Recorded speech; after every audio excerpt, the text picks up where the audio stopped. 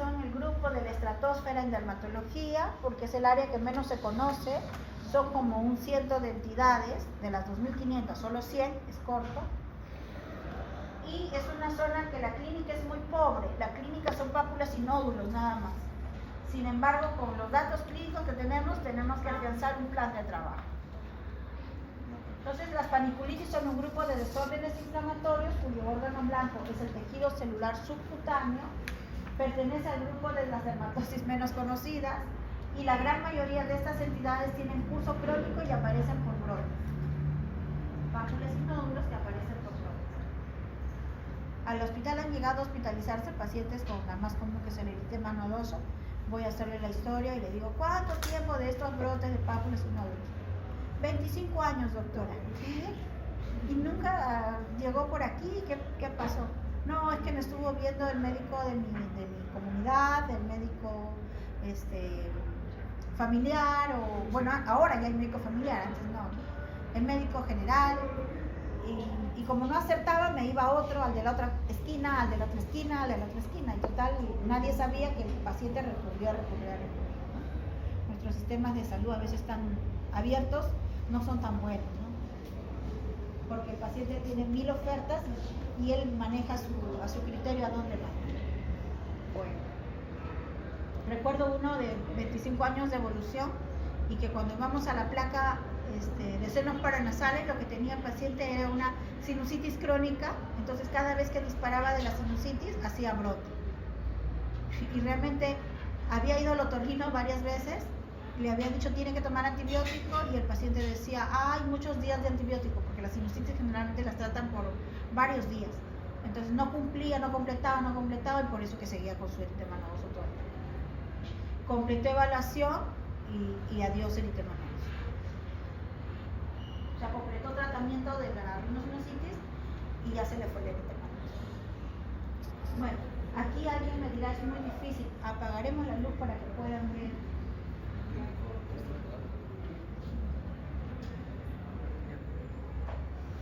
Tampoco se ve muy bien la luz.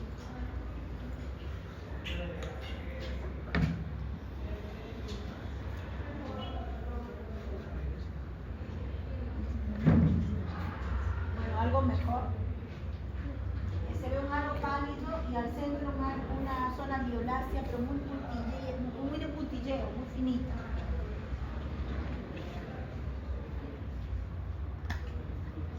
Las principales etiologías inmunológicas y neoplásicas. Muchas son manifestaciones de enfermedades sistémicas de órganos blancos en otros sistemas. Las lesiones elementales, placas y nódulos sin tendencia a la ulceración. Esto más se palpa que se ve, pero podríamos decir que acá hay varios nódulos en cara posterior de piernas.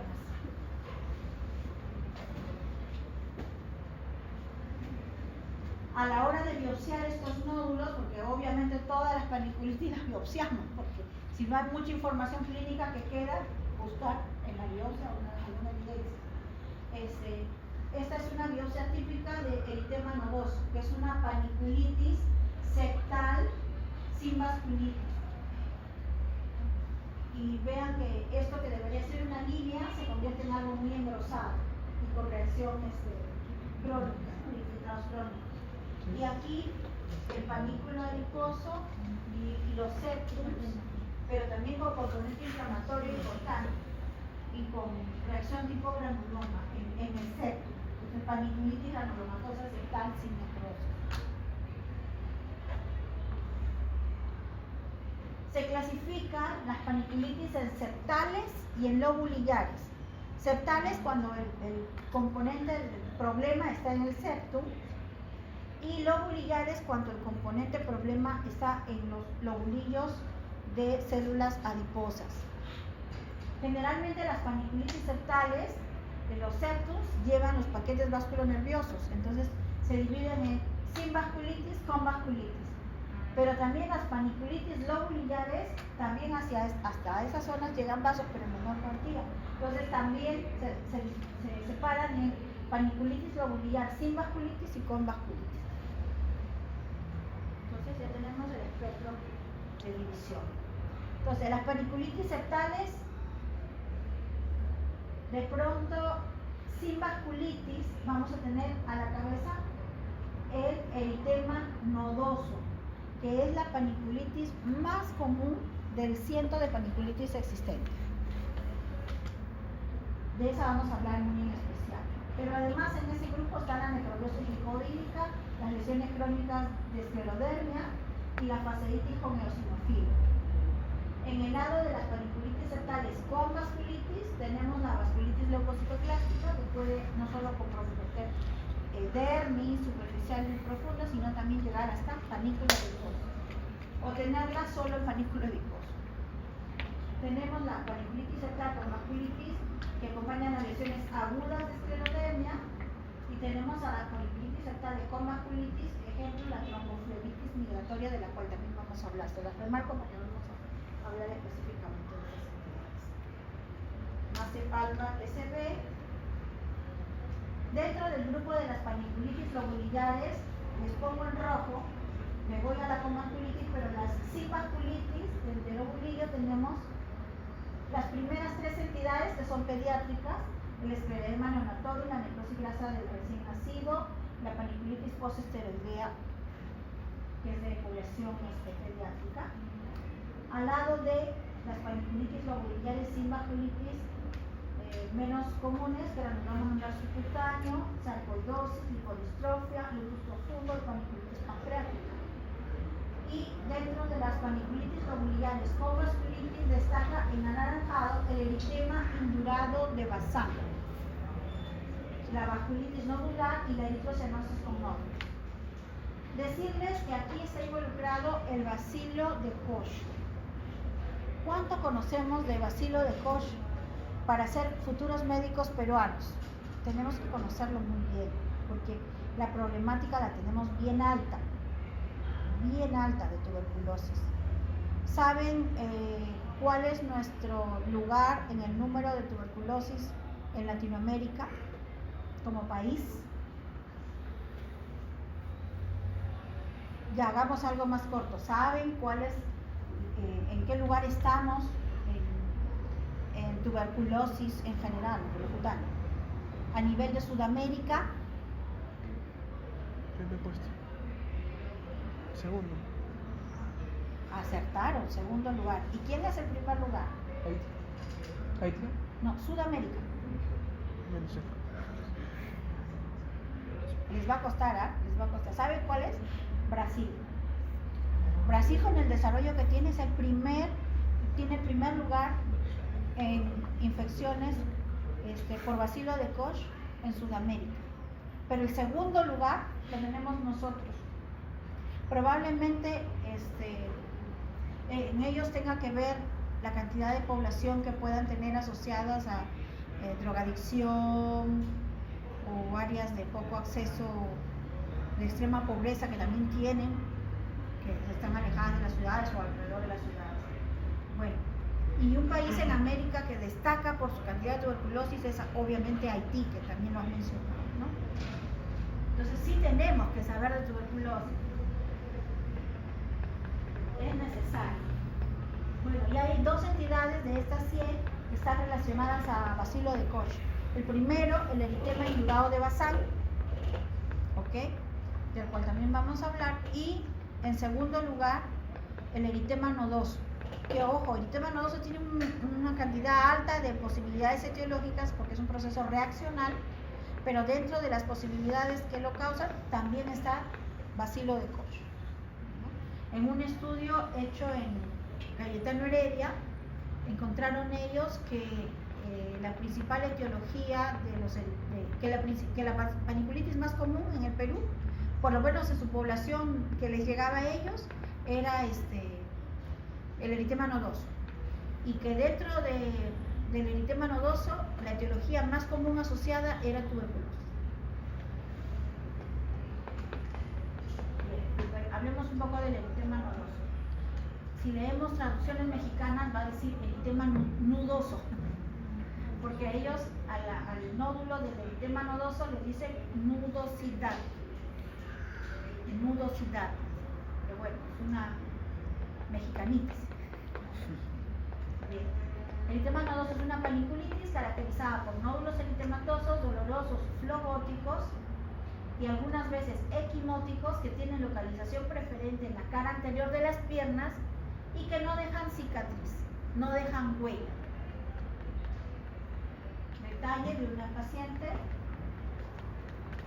donde tenemos algunos nódulos y es que a lo pálido que va a ser lo pálido que lo paradito.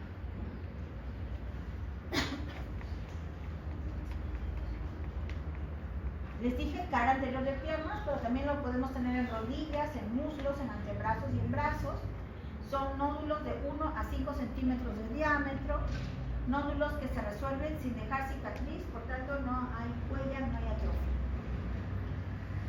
6 contra 1, mujeres contra hombres, o sea, mucho más frecuente en mujeres.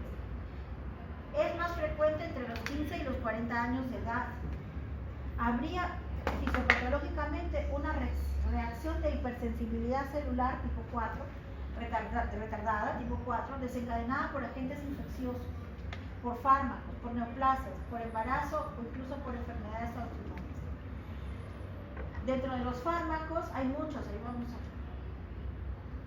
a ver, dentro de las causas infecciosas les decía micobacterio tuberculoso, pero también en las listas en general tenemos estreptococo metimolítico grupo A, clamidia, yersinia, salmonella, shigella, campylobacter, coccidioidomycosis, citoplasmosis, blastomicosis, dermatofitos y virus Epstein-Barr. En la lista de fármacos, los clásicos son los anticonceptivos orales, la bromida y las sulfonamidas, pero recientemente en los últimos up-to-date ya se incluye el omeprazol. Es un medicamento súper conocido que mucha gente lo toma, pero ya se encontró que también hay muchos casos de eritema nodoso asociado al uso de omeprazol. Entonces, ¿qué quiere decir? Que cuando quitan el omeprazol deja de haber brotes de eritema nodoso. Otras causas de eritema nodoso u otras asociaciones como eritema nodoso, sarcoidosis, enfermedad inflamatoria intestinal, las enfermedades autoinmunes, neoplasias, gestación y incluso inoculación de vacuna contra la hepatitis B.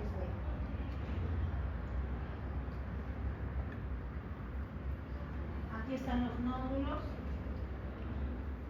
están como en fila.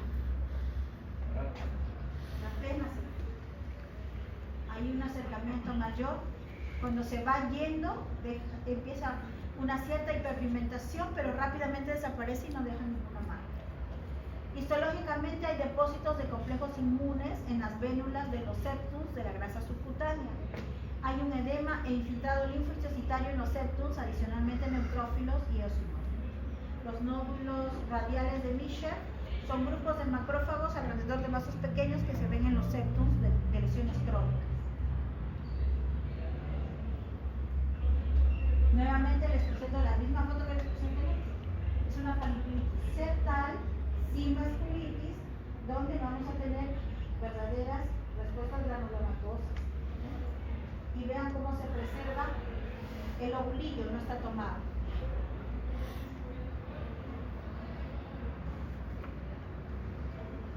Tratamientos.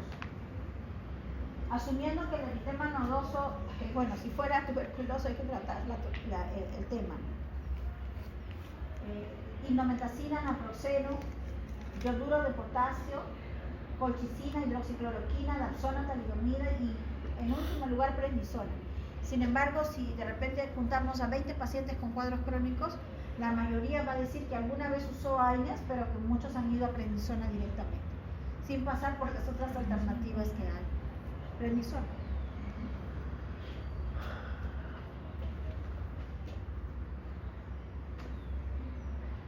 Paniculitis septal, paniculitis septal con vasculitis, tromboflebitis migratoria. ¿Por qué es importante? Porque asocia esa tromboflebitis migratoria. Su diagnóstico involucra la patología neoplásica. Hay que buscar en el paciente con tromboflebitis migratoria que no tenga A, B, C, D neoplasias. Por eso su diagnóstico es importante. Entonces la tromboflebitis migratoria es una tromboflebitis múltiple y segmentaria. Afecta venas superficiales de brazos y piernas de manera lineal. Son nódulos dolorosos eritematosos que siguen trayectos venosos superficiales. Ejemplo, cara anterior de piernas, por ejemplo. Ahí está, cara anterior de piernas. Alguien con bastante pilosidad. Aquí hay trombos que ocluyen el lumen de los vasos venosos. Hay neutrófilos dentro de las paredes de los vasos y luego estos neutrófilos son reemplazados por linfocitos e histocitos. Un trombo y toda la celularidad que puede conllevar, ¿no? La formación de tejido que lo reemplaza. Decíamos de neutrófilos, pasamos luego a histocitos y linfocitos. ¿Y qué asociaciones hay? ¿Por qué se dice que es migratoria? Porque, por ejemplo, puede aparecer en la cara anterior de la pierna derecha y después de 3-4 días esa ya va desapareciendo y va apareciendo otro en la cara anterior del brazo izquierdo, por decir. Eso nos tiene que alertar a ese diagnóstico. El trazo lineal y el carácter migratorio. ¿Cuáles son las neoplasias asociadas? Adenocarcinoma de páncreas, adenocarcinoma de pulmón, adenocarcinoma de estómago, adenocarcinoma de vejiga y procesos linfoprolíferos. Y bueno, para hablar del eritema indurado de Bazán, tomemos en cuenta que vivimos entonces en un país de alta prevalencia de tuberculosis. Entonces, si detectamos a un paciente con eritema nodoso o con eritema indurado de Bazán y tenemos la obligación de hacer el despistaje, de verificar que nuestro paciente no tenga una infección activa de tuberculosis, porque la condición de infección latente, pues de repente no la podemos corroborar, pero por lo menos de infección activa, sí. Y la infección activa hay que tratarla. Ahora, ¿por qué ocurre un eritema nodoso asociado a bacilo de Koch? Porque pequeñas cantidades son suficientes para generar esa respuesta de hipersensibilidad celular retardada. Entonces, si bajamos esa carga muy bajita de por sí de bacilo, vamos a permitir que la persona no siga siendo eritema nodoso. Eso en nuestro medio a veces es un poquito difícil a la hora de conversar con los neumólogos, porque para los neumólogos cargas bajitas de bacilo Koch no existe, existe o enfermedad o no enfermedad. Entonces, y si es enfermedad activa pulmonar, etcétera, acompañando eso, ellos están tratando lo pulmonar, no tratan la piel.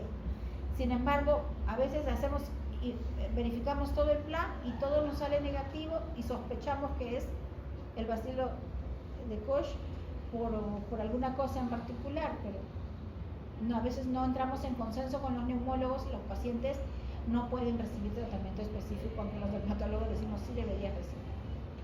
Esa problemática. Bueno, la carga de inóculo es mayor en el eritema indurado de Bazán. Contarles que Bazán es un término francés, entonces esta entidad se describió primero en Francia y era característica en mujeres jóvenes de piernas gorditas. Así es la descripción. A ver si les sirve la mnemotecnia, que mujeres jóvenes de piernas gorditas, porque se van a acordar que el eritema nodoso hace nódulos en cara anterior de piernas. En cambio, el eritema indurado de Bazán hace nódulos en cara posterior y lateral de piernas. En 1861, Bazán describió una erupción de nódulos subcutáneos asociado con tuberculosis activa a distancia, pulmonar o extrapulmonar, pero a distancia de la piel. Actualmente se prefiere el término vasculitis nodular para similar entidad, sea que esté relacionada con tuberculosis o no. Esto se lo pongo porque yo les hago una medicina globalizada, o sea, es lo que entendemos, pero hay que separar términos en función de en qué país estamos.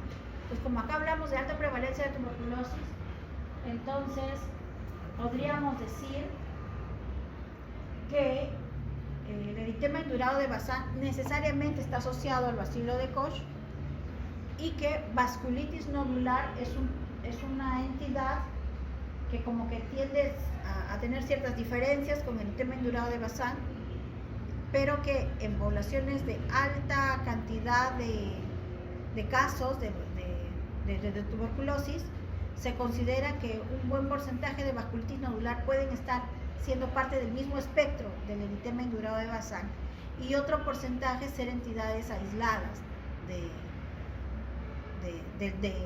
la etiología tuberculosa. ¿Se entendió? Creo que no mucho. A ver, les vuelvo a decir. Si estamos en Estados Unidos o estamos en Alemania y vamos a dar la misma clase, entonces les vamos a decir, vasculitis nodular es un término que se da cuando hay tuberculosis y cuando no hay tuberculosis. Y el término antiguo es el usado como el tema indurado de Bazán, que ese término antiguo sí se asociaba a tuberculosis. Eso es para, digamos, realidades con poca carga de bacilo de Koch. Pero en países como el nuestro, tenemos que decir que hablar de vasculitis nodular es prácticamente hablar de un grueso de pacientes donde también la etiología tuberculosa está presente. ¿Okay? Y hay muy pocos casos de vasculitis nodular en los cuales no se puede decir que eso sea tuberculosis, que esté asociado a la tuberculosis.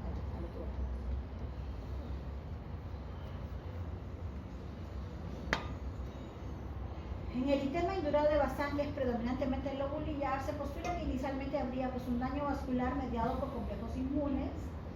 Acá la vasculitis de los vasos sanguíneos de la grasa subcutánea es lo que se va a asistir, se va a ver. Posteriormente se van a desencadenar cambios isquémicos de la grasa, injuria de los adipocitos, inflamación y necrosis gaseosa, como en toda tuberculosis. Paciente con lesiones. Miren, si les dije que el eritema nodoso era la lesión dolorosa y caliente, inflamada y caliente y dolorosa, el eritema indurado de Bazán no es doloroso, es frío a temperatura normal de la piel y se ulcera. Esas características. ¿Y qué áreas de topografía del miembro toma generalmente? Cara lateral y cara posterior.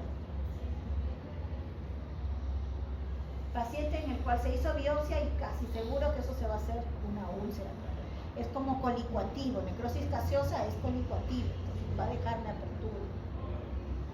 Y va a dejar cicatriz, y más cicatriz.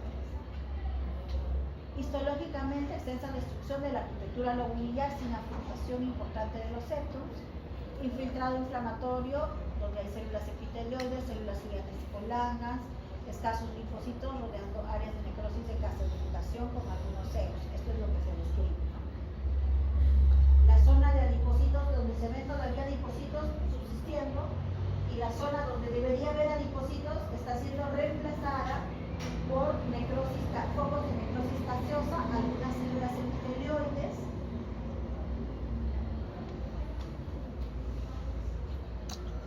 Por ejemplo, por aquí.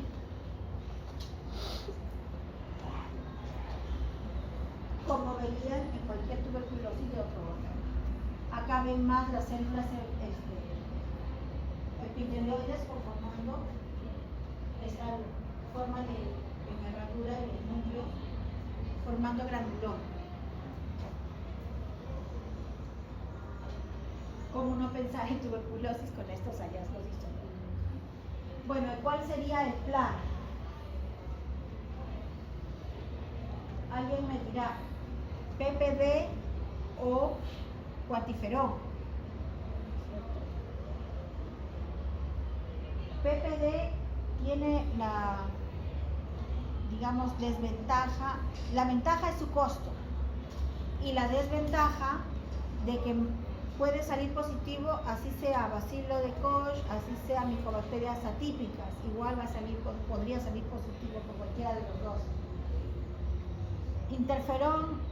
Cuantiferón tiene en contra su costo, es alto, y tiene en contra, y tiene a favor que es más específico. Ese no va a marcar a solo va a marcar al bacilo Koch, no va a marcar a las micobacterias de otra índole. Radiografía de tórax. Bueno, si lo encuentro positivo, oh, qué bien, ya tengo mi diagnóstico, pero hay muchos casos con radiografías negativas. Beca sellado en esputo, nuevamente, si lo encuentro positivo, ya es un bacilífero, ya estoy más cerca de una tuberculosis pulmonar. Pero si lo encuentro negativo, también puedo tener un paciente con una TB latente reactivada y no dar beca. La factibilidad de radiografía de tórax y beca sellado, bueno, por costo es más asequible.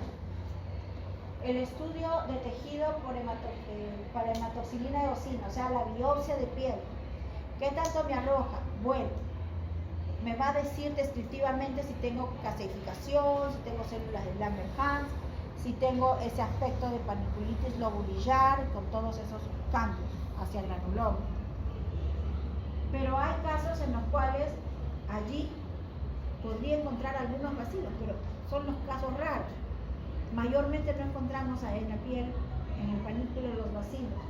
Entonces, ¿cómo hacemos? Si de repente alguien tiene el PPD normal, si alguien está con placa normal, el beta está normal, la biopsia me sale hasta con necrosis gaseosa, necesito una prueba mayor de que ahí está el bacilo. Entonces, ¿qué hago? Técnicas de PCR para tratar de demostrar en tejido la presencia de bacilo. Este es un tema muy complejo porque tenemos mucha necesidad de llegar a diagnóstico, entonces hay que sumar criterios a favor. Si tenemos cosas, bueno, vamos sumando, si no las tenemos, estamos en la duda, entonces hay que apelar a veces a estas técnicas de PCR que nos ayuden un poco, pero teniendo en cuenta que es 95% seguro, pero hay 5% de falsos positivos. Igualmente en el cuantiferón, tampoco crean que es al 100%, también es 95%, hay un 5% también de falsos positivos.